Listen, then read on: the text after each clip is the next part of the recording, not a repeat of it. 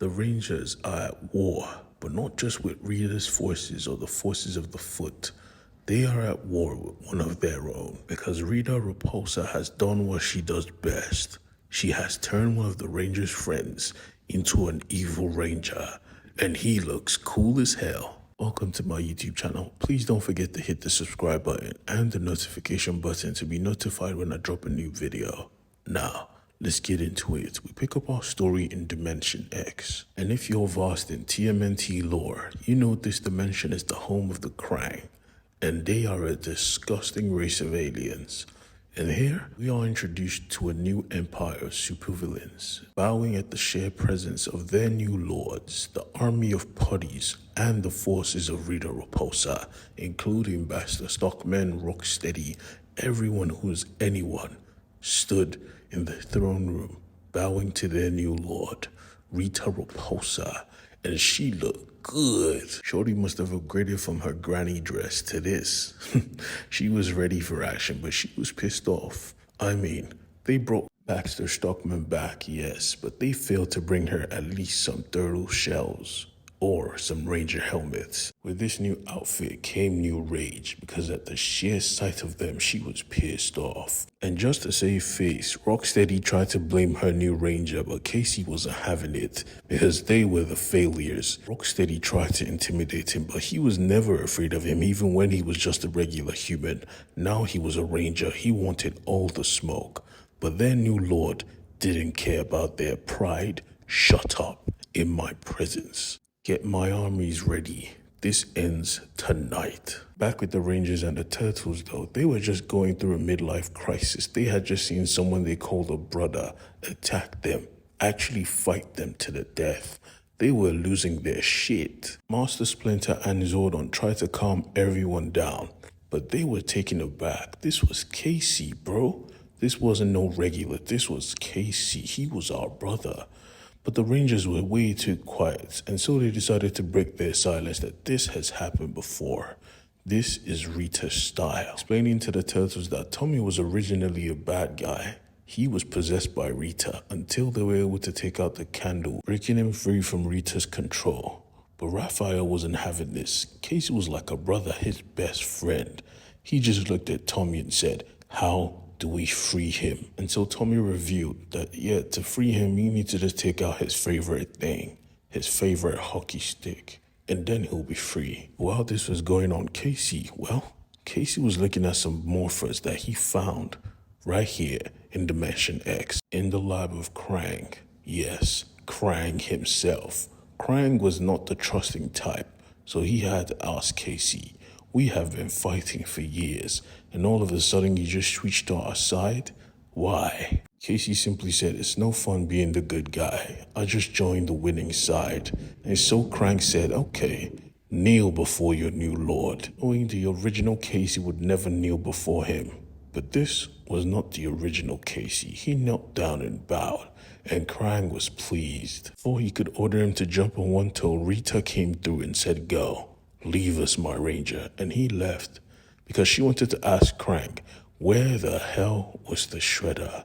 But Krang simply let her know, "Focus on your mission and leave Orokusaki to me." Clearly, he was the boss behind the scenes. While Rita's forces was getting ready for war, the Rangers were going through it. Even Master Splinter and Zordon, two of the greatest mentors in anime or cartoon history, they were having troubles because they wished their kids could just be kids.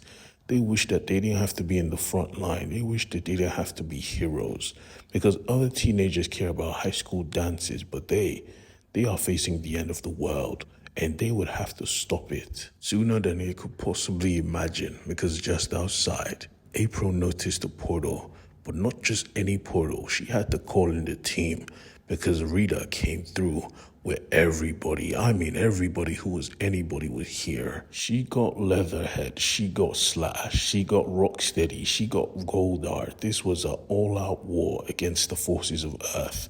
And the Rangers, well, they were ready, because now they could share their morphers with the Turtles. And so, saying the words of power, they all morphed. 2 Red Rangers, 2 Pink Rangers, 2 Blacks, and 2 Yellow. they headed out to do battle, and they did battle. The turtles were already formidable, but now they had ranger abilities. They were stronger, faster. They took down enemies in droves, and so did the rangers. Each color was tag teamed to one monster. Leatherhead had to face the two black rangers, and he wasn't doing great, because as strong as he is, he was never as fast or as powerful. The two pink rangers had to face Slash. Slash was different, but these girls were dangerous. They were lethal. But the one thing they forgot was that Casey, well, he knew the location of the base. He wasn't stupid, because right here, this was a diversion. The main goal was to infiltrate the Rangers' hideout. Using technology from Baxter Stockman to weaken the force field, they broke in. With the help of Bebop, they gained access into the Rangers' stronghold, somewhere they had no business being in. And Casey, their family, led the way. As he broke in, the battle was still raging on, but Goldar thought it was smart to face against the Turtle and the Yellow Ranger. Bad idea, because he got his ass laid out. Michelangelo in yellow is so hype, I'm not even going to lie to you. But before they could enjoy it, they got a call from Alpha. Mayday, Mayday, we are being invaded. Someone had broken into the sanctuary.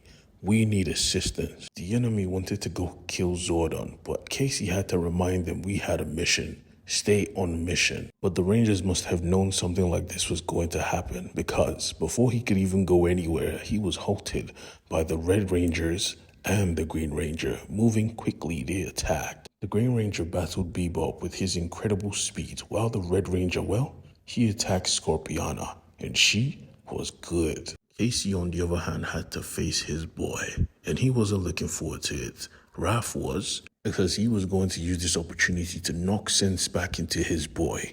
He was not playing, but Casey said some hurtful things as he used his death scythe to cut into Raph's face, calling him a monster. He never trusted him. But Raph wasn't listening. He went straight for the death scythe, shattering it. When he was done, he went to Casey, "Are you back, bro?"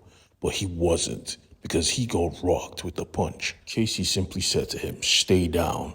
You are not ready for this. I was never brainwashed in the first place. You were just too blind to see it." Raphael turned back and said, "I'm your bro.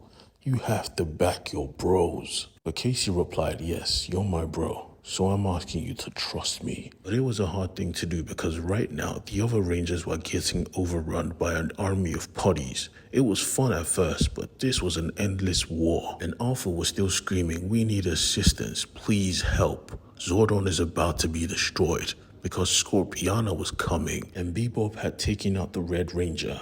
So Alpha decided to stand, because if Zordon is going down, I'm going with him. But Bebop didn't mind. He didn't mind in the slightest. If you want to die, then die. But before he could blast, shurikens were tossed directly in his blasters. Someone was protecting Zordon. Someone like the Shredder himself. That's right. Enemies becomes friends. The Shredder is a good guy now?